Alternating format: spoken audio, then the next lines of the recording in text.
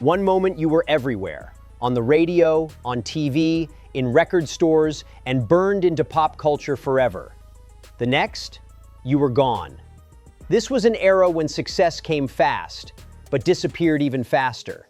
Some artists defined the sound of an entire decade. They sold millions of records, dominated charts, and felt unstoppable. For a while, it seemed like nothing could slow them down. But when the calendar flipped to the 2000s, something changed. Trends shifted. Audiences moved on. And for many of these musicians, the momentum they once had simply vanished. In some cases, it was bad timing. In others, it was industry pressure, personal struggles, or choices that backfired. And sometimes, fame itself became the problem. These aren't artists who were never successful, quite the opposite. They were on top of the world, until they weren't. Today, we're looking back at the musicians and bands who were firing on all cylinders in the 1990s, before dropping off dramatically at the turn of the century. Some fades were quiet, some were chaotic, and some still spark debate. Let's rewind. Number 10, Spin Doctors. For a brief but unmistakable moment in the early 1990s, Spin Doctors felt inescapable. At a time when alternative rock was splintering into darker, moodier directions, Spin Doctors leaned the other way entirely. Their sound was sunny, loose, and playful, the kind of music that didn't brood but bounced. Their breakthrough came with Pocketful of Kryptonite, an album that became a cultural fixture almost overnight. Tracks like Two Princes and Little Miss Can't Be Wrong dominated radio rotation and MTV, delivering a laid-back funk rock vibe that perfectly matched the early 90s alternative boom. Frontman Chris Barron's elastic vocals and the band's jam band energy made them feel effortless, almost carefree. That was part of the appeal, and eventually, part of the problem. When the band released their follow-up album, expectations were sky high. Unfortunately, the sophomore effort failed to capture the same spark. While it wasn't a creative disaster, it lacked the immediacy and cultural timing that had made their debut explode. As grunge continued to harden and alternative rock grew more introspective and aggressive, Spin Doctors' upbeat approach started to feel out of step. By the mid to late 90s, the momentum had clearly slowed. Radio tastes changed, labels became less patient, and audiences who once embraced Spin Doctors' cheerful sound began gravitating toward heavier, edgier acts. Unlike some of their peers, the band didn't reinvent themselves or dramatically shift their style, which, while admirable artistically, left them stranded commercially. By the time the new millennium arrived, Spin Doctors were no longer a chart presence. Their early success remained iconic, but firmly tied to a specific moment in time. Today, they're often remembered as a quintessential 90s band, not for a long-lasting evolution, but for perfectly capturing a fleeting cultural mood. Their fall wasn't dramatic or scandalous. It was quiet, gradual, and ultimately defined by timing. Spin Doctors didn't fail. The moment simply moved on without them. Number 9, Aqua. If there's one act that instantly defines late 90s pop excess, it's Aqua. With their 1997 global smash Barbie Girl, Aqua didn't just score a hit, they launched a pop culture phenomenon.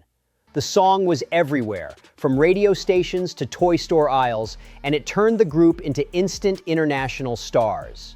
Crucially, Aqua weren't technically a one-hit wonder. Their follow-up singles, including Dr. Jones and Turn Back Time, also performed strongly across Europe and beyond. For a brief stretch, Aqua were at the forefront of Eurodance-infused pop, combining bubblegum hooks with exaggerated visuals and deliberately cartoonish personas. But that was also their limitation. From the start, Aqua were viewed less as a band and more as a novelty act. Their aesthetic leaned hard into irony and camp, which worked brilliantly in the short term, but made long-term credibility difficult. As pop music moved toward more grounded, personality-driven artists in the early 2000s, Aqua's plastic fantasy image began to feel dated. Audiences moved on quickly. While Barbie Girl continued generating massive royalties and enduring cultural recognition, it also overshadowed everything else the group released. No matter what direction Aqua tried to move in, they were permanently tethered to that one defining hit. By the turn of the century, their chart presence had largely vanished. Attempts at reinvention came too late, and the industry had little interest in reviving a group so closely associated with a single moment. Aqua didn't collapse in scandal or implode internally. Instead, they became victims of their own success, trapped by a song that was simply too big, too specific, and too iconic to escape. Their legacy remains intact. Their momentum did not. Number 8. Des'ree. Unlike many artists who faded due to trends or controversy, Des'ree stepped away from the spotlight largely by choice. In the mid to late 1990s, she had a sound that felt both soulful and accessible. A smooth blend of R&B, pop, and soft rock that resonated across demographics. Songs like You Gotta Be and Life became international hits, praised for their positivity, emotional warmth, and understated confidence. Des'ree's music didn't rely on shock or spectacle. It was reassuring, reflective, and radio-friendly without feeling disposable. For a moment, it seemed like she had carved out a lasting niche. But Des'ree was never interested in chasing fame aggressively. As her popularity grew, she became increasingly uncomfortable with the pressures of mainstream success. Rather than forcing herself into constant touring, heavy promotion, and rapid album cycles, she slowed down. Long gaps between releases became the norm, and while critics often responded favorably to her later work, commercial momentum steadily slipped away. By the early 2000s, Des'ree was no longer a chart fixture. This wasn't a collapse. It was a quiet retreat. Her decision to prioritize personal comfort over visibility meant fewer hits, less airplay, and reduced relevance in an industry that rewards constant output. Today, Des'ree is remembered fondly, if selectively. Her songs still appear in films, playlists, and nostalgic throwbacks. But her career serves as a reminder that stepping away from the spotlight, even intentionally, often means surrendering it entirely. Number 7. 4 Non-Blondes. Calling 4 Non-Blondes a one-hit wonder feels misleading, but it's also difficult to avoid. Their 1993 anthem, What's Up, was massive, dominating radio and becoming one of the most recognizable songs of the decade. It captured frustration, yearning, and generational confusion in a way few tracks ever have. And then, they were gone. Unlike many bands who struggle to follow up success, 4 Non-Blondes didn't even try. Shortly after their debut album gained traction, the band split up abruptly. The breakup shocked fans and industry insiders alike, especially given how much momentum they had. The key reason? Frontwoman Linda Perry. Perry was never meant to stay in the band's spotlight for long. While 4 Non-Blondes dissolved, her career was only just beginning. She transitioned into songwriting and production, becoming one of the most successful hitmakers of the late 90s and early 2000s. She wrote chart-topping songs for artists like Pink, Christina Aguilera, and Gwen Stefani. Ironically, Perry's success highlighted the band's absence. While her behind-the-scenes work flourished, her solo career never reached comparable heights. And 4 Non-Blondes remained frozen in time, eternally linked to one defining song. They didn't fade slowly. They didn't decline. They simply stopped, leaving behind a hit so big it erased everything else. Number 6. Courtney Love. Few figures were as omnipresent in 90s rock culture as Courtney Love. As the frontwoman of Hole, Love was impossible to ignore. Confrontational, outspoken, and deeply entangled in the era's alternative rock mythology. Her relationship with Kurt Cobain only intensified the spotlight, ensuring she remained a mainstream figure long after Nirvana reshaped popular music. Musically, Hole earned genuine credibility. Albums like Live Through This were critically acclaimed and helped define female-fronted alt-rock during the decade. Love's raw, abrasive songwriting resonated with audiences who wanted honesty over polish. And 5. Color Me Bad. At the start of the 1990s, Color Me Bad were everywhere.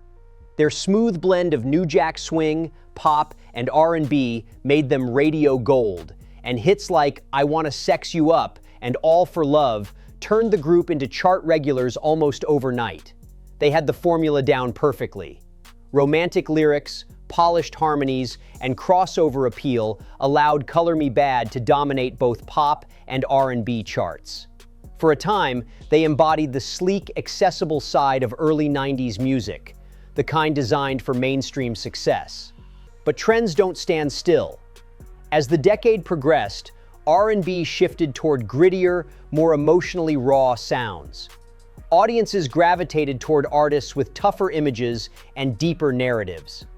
Color Me Bad's smooth, glossy style began to feel dated, almost too safe for a changing musical climate. Internal tensions didn't help. Conflicts among group members disrupted cohesion, and by 1998, the group had split up entirely. Attempts at revivals and reunions followed in later years, but the cultural moment that once embraced them had passed. Color Me Bad didn't crash spectacularly. They were simply outpaced. Today, they're remembered fondly as a product of early 90s pop R&B, a group that mastered their era, but couldn't adapt once the sound of the times moved on. Number 4, Lauryn Hill. When it comes to 90s hip-hop and R&B, Lauryn Hill reached a level of success that few artists ever touch. As a member of the Fugees, she helped deliver The Score, one of the most critically acclaimed and commercially successful albums of the decade. Then, in 1998, she somehow went even further. The Miseducation of Lauryn Hill wasn't just a hit, it was a cultural event. The album earned massive sales, universal praise, and multiple Grammy Awards, cementing Hill as a generational talent with both lyrical depth and crossover appeal. And then, she stepped away. Rather than capitalizing on her peak, Hill retreated from the traditional music industry almost entirely. Personal struggles, creative disputes, discomfort with fame, and distrust of industry structures all played a role. Long gaps between releases followed, along with sporadic live performances that were often unpredictable. Unlike many artists on this list, Hill didn't fall off because audiences lost interest. She removed herself. While she has continued to influence generations of musicians, her refusal to participate in the standard album and promotion cycle meant her commercial momentum evaporated. No official follow-up album ever arrived. Lauryn Hill remains revered, but frozen in time. Her legacy is extraordinary, yet incomplete. She stands as proof that even unmatched talent can disappear from the mainstream when the cost of fame outweighs its rewards. Number 3, MC Hammer. At the dawn of the 1990s, MC Hammer was one of the most famous musicians on the planet. His breakout hit, You Can't Touch This, wasn't just successful, it was unavoidable. Hammer became a global brand, crossing over into television, endorsements, and pop culture at a level few rappers had achieved before. But the very thing that fueled his rise also accelerated his fall. Hip-hop was changing fast. As the decade progressed, audiences gravitated toward harder-edged, more authentic voices emerging from the West Coast. Gangsta rap redefined the genre, and Hammer's pop-friendly, dance-heavy image suddenly felt out of step.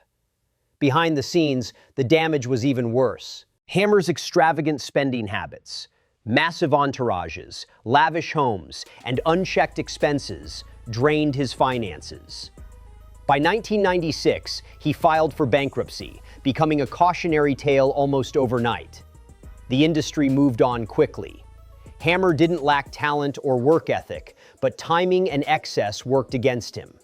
His style defined a moment, and when that moment ended, so did his dominance. Today, MC Hammer is remembered as both a trailblazer and a warning, proof that success can arrive fast, but disappear even faster when culture shifts and money runs out. Number 2, Hanson. In the late 1990s, few pop acts were as instantly recognizable as Hanson. The brother trio exploded into global fame with mmmbop, a song so infectious it became synonymous with the era itself. Their debut album, Middle of Nowhere, sold millions, and for a moment, it seemed like Hanson were destined for long-term pop dominance. But instead of chasing that formula endlessly, the band made a bold decision. Rather than becoming another product of the teen pop machine, Hanson pushed back against their record label's control. They wanted creative freedom, not manufactured hits. Eventually, they parted ways with their label and became an independent band, a move that earned them respect but cost them mainstream visibility.